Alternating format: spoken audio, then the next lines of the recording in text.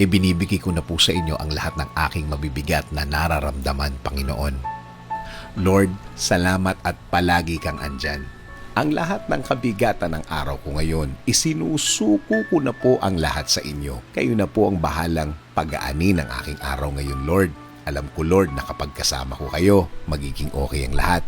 Magiging maayos ang lahat. Maraming beses mo na akong natulungan. Maraming beses mo na akong binigyan ng kasagutan sa bawat problema na dumadating sa aking buhay.